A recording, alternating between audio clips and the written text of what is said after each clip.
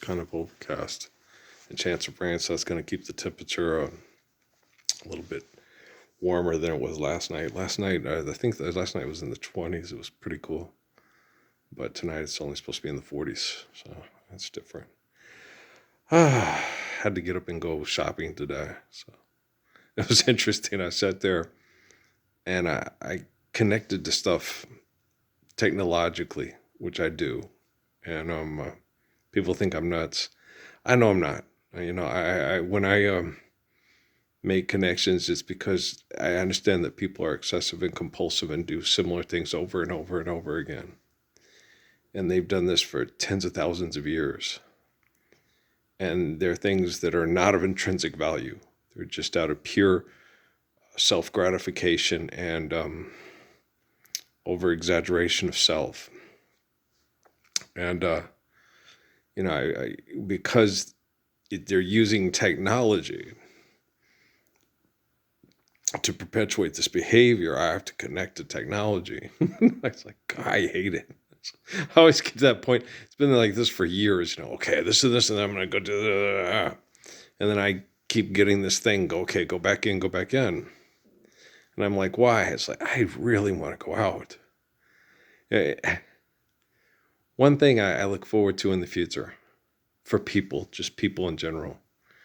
And for me, yeah, because, I deserve to live a long, healthy life.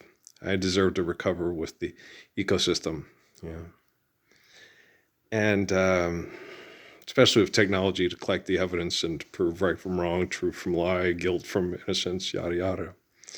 So I'm like, one thing I look forward to is just not, and I grew up as a kid and, there were certain things I enjoyed about TV because it made us less isolated and more, you could connect to things and people that were different than you, than your own community. But your own community, you still really connect to. So I went to the store, and every time I go to the store, I connect to La Raza, my people, where I was born and my people. And yeah, as a kid, we were at the Mormon church, and I was, and we were very pioneer and Johnny Freedom and Johnny Horton and stuff. And then as I got older, and I went to school, we always had there were always Mexican families around us and other, stuff when I was younger. But when I got older and went to school, and of course, you'd watch the TV and you'd watch the basketball players on TV from New Mexico State and from UCLA and the Boston Celtics and and so it was neat because, being a white person that would have, been from the White Cliffs of Dover there and all that, heard maybe stories about the black men or black women and stuff. And you could just see it on TV and go, oh, wow, watch JoJo White and Charlie Scott and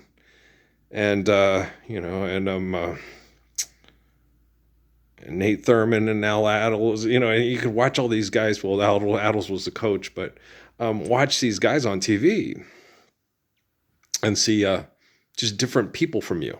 And of course, Rick Barry was playing, and and a lot of other football players, Roger Staubach and stuff. But you could sit there and enjoy the teams and enjoy the players and stuff. And there wasn't anything. We don't like them. We don't like Chuck Foreman. He's a black person. I like Chuck Foreman. He's one of my favorite players, right?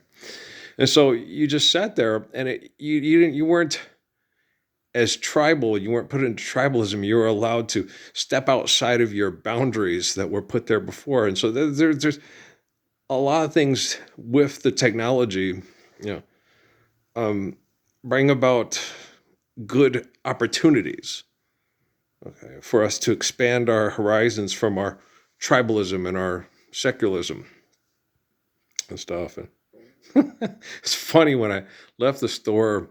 Well, every time I go to the store, I have a connection to the mindfuck with Max and Emmy's mom. And I was like, did you sneak in on me? It's probably a program. But just because we were talking, because I get into me body, all right. And I sneak in. It's like, no, I'm leaving the place where I picked up the pizza for Dad for dinner. It's like, no. There's nothing worth fighting for. She's like, no, seriously.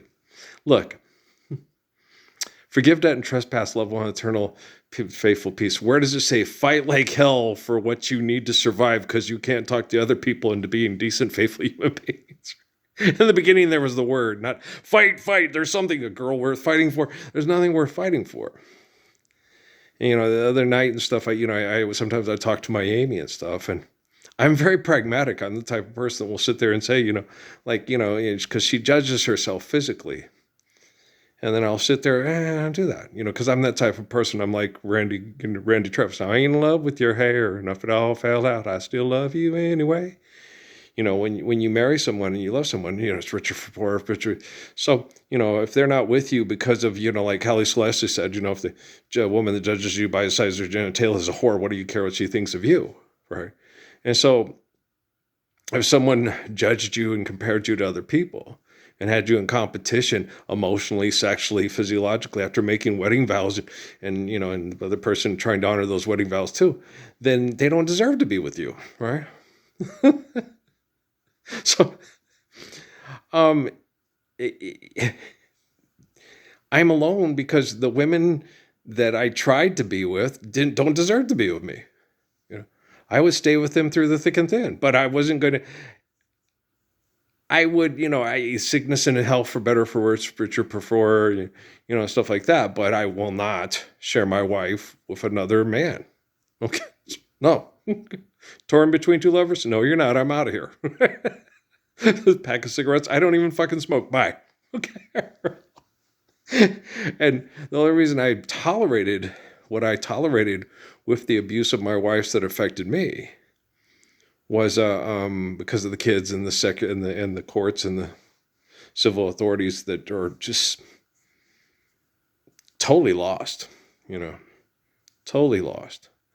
They don't know right from left, good from bad, up from down. Right side up from sideways. They're crazy.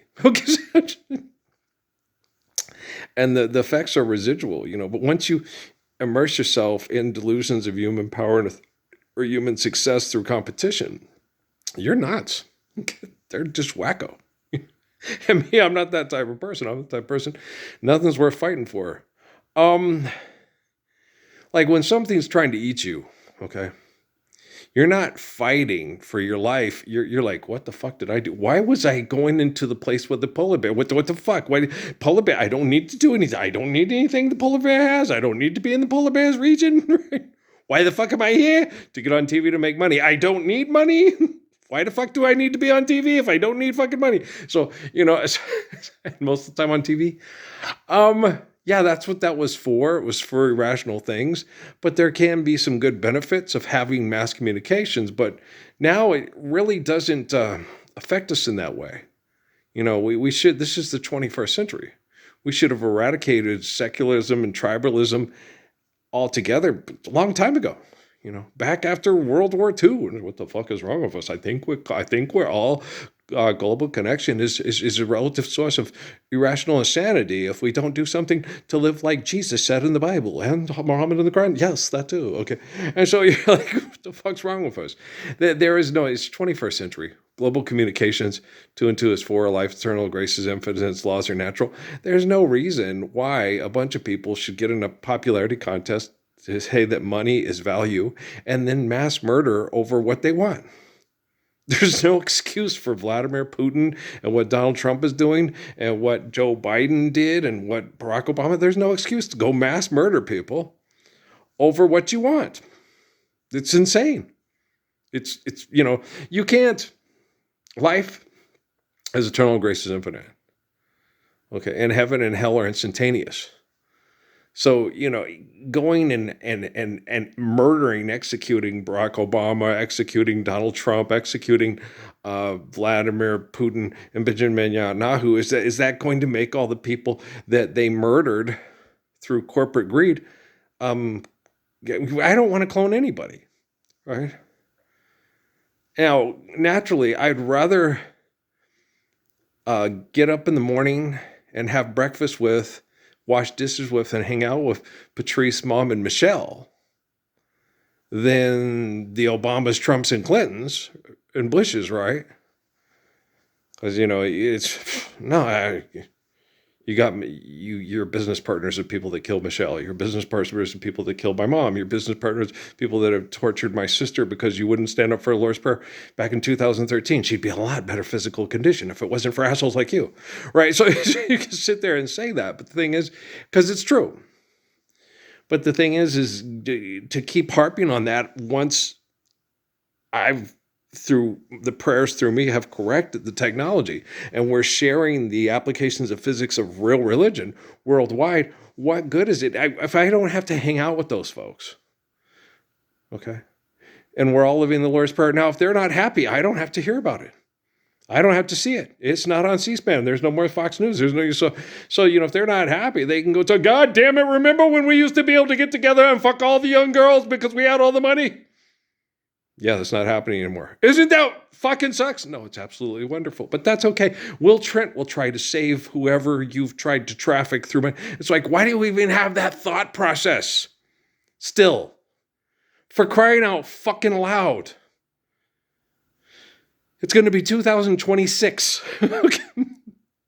And we still have these archaic thought processes still going through your...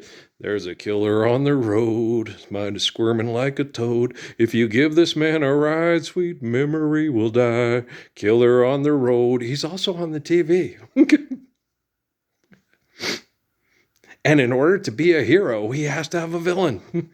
No forgiveness and trespass. No forgiveness and trespass. I'll find you, little girl. No, leave her alone. Stand up for the Lord's Prayer or back the fuck off because I've got this covered. I'm fixing the quantum computing and the artificial general intelligence here on the 1322nd Me channel. That's why I named it, because the 13th, 22nd Redeemer, which I read in the Quran for Dummies, is the spirit of the man from the book of Revelation that helps stop all the mass murder of the people that are real Muslims. So I named it that because if there people that are really being mass murdered horrifically throughout the world because of this tribal, secular, insular propaganda bullshit, it's people in the Middle East. And there's a lot of, after I met Thamer and I had a lot of friends and family that were from the Middle East and were good people. I wanted to put it out there to let them know, it's me, I really burp, and he's right, I'm not a god, and I'm a person who's a lot like the people before me, and I'm the focal point of communication that most people are talking to correct human beings from mass murder through the delusions of their minds, delusions of grandeur in their minds. So I wanted to let people know, I'm working on it. I'm on the case. I love you guys, and I don't want you to be murdered anymore. And I remember when I would drive the old Ford pickup truck to the Zool to post, and I would get upset because I would sit there and think, God dang it, I'm driving and off the death and decay of mass murdered people in the Middle East that I'm trying to help protect with truth and reality to correct, people just by getting them to correct themselves or correct their technology, which can eventually help police them. And, but I would get in prayer from Muhammad. He goes, Earl, all those people that sacrifice their lives and their death and decay provides petroleum to propel this truck down to that library to put the Gospels on a social media website to share them globally, are not upset that their death and decay is being used to propel this truck down the thing. They're like, go do it, Earl, go do it, And I'm like, oh yeah, I agree. Okay.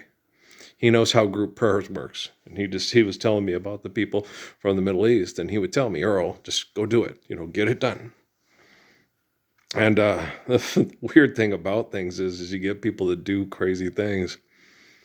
Is like you get all these people who are supposed to be these geniuses, these uber geniuses, and they'll get in an airplane and they'll fly from points of the world, all across the world, to go get a rock award and have everybody tell them how intelligent they are. And it's like, if you were intelligent, you would have picked up one of these phones and said, why the fuck do I need to get up and cause global warming and heart disease to get an award to say that I'm a fucking genius?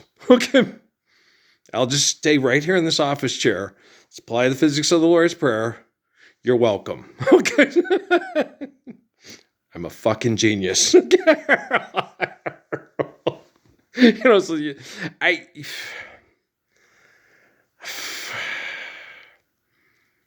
you know, and have you ever watched The Big Bang Theory? It's based off of people that are actually like that. Sheldon's character is based off of people that are actually, they're actually people that are very much like that. And they're at Caltech and they do things like, and you're like, it's funny, but it's like, it's not funny because this kind of stuff really does happen. And these people are really like this. And they determine how you live, what kind of privacy you have, how you'll be treated by other people, what's considered a law and how it applies in physics and accepted by other people. So it's a little bit more disturbing than MASH ever was. Because of the capacity for the virtual presence in our house to manipulate us with technology to accept money as reality and totally act like the Lord's Prayer doesn't apply in physics, and the people that gave it the perfection of it to us never really existed. They're just cartoon characters in psychotic mythological book salespeople's heads. That's really bad. We'll talk tomorrow, guys. I'm going to finish this one up and let it load, then give me some sleep. I don't want to talk today because I'm tired. Okay, guys. I love you, all right? Peace.